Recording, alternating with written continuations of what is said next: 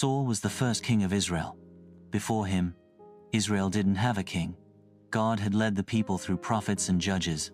But the Israelites looked around and saw that other nations had kings, so they asked the prophet Samuel for a king too.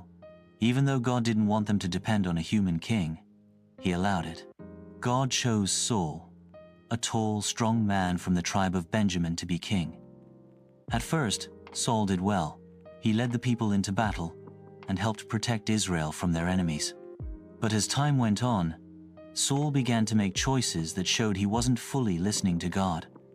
One of the most serious mistakes happened in 1 Samuel 15. God gave Saul a clear command through the prophet Samuel.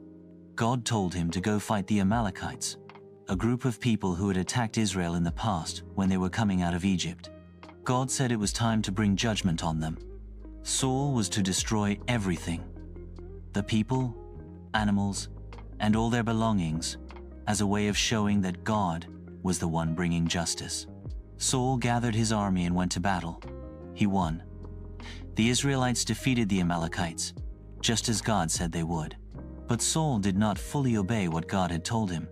Instead of destroying everything, he kept the best animals, the sheep and cattle. He also let King Agag, the Amalekite king, live. When Samuel came to meet Saul, Saul greeted him happily. He said, "I have carried out the Lord's instructions." But Samuel heard the sound of sheep and cattle in the background and knew something was wrong. Samuel asked, "If you obeyed God, then why do I hear animals?" Saul tried to explain. He said the soldiers spared the best animals so they could offer them as sacrifices to God. But that wasn't what God asked for.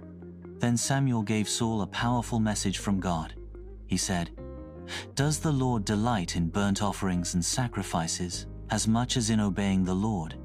To obey is better than sacrifice." 1 Samuel 15:22.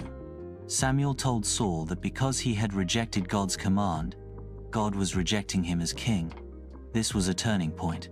From that day on, God would begin preparing someone else, a man after his own heart, to be the next king. That man would be David. So, what can we learn from this story?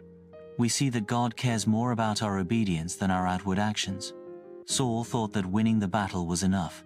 He thought that offering sacrifices would please God, even though he didn't follow God's clear instructions. But God wants our hearts, not just good-looking actions. Obedience shows that we trust God and respect Him.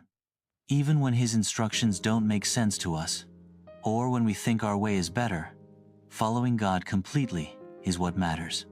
Saul's story reminds us that true success isn't just about what we achieve, it's about staying faithful to what God tells us to do. Thanks for watching.